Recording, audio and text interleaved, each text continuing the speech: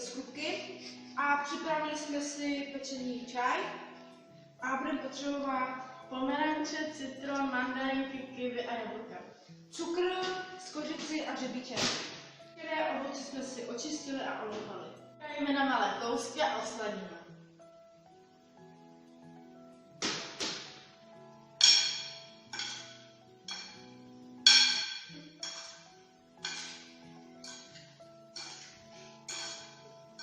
Dáme řebíček.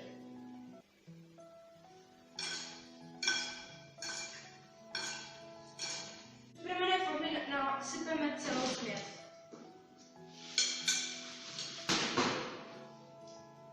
Nakonec přidáme skořici.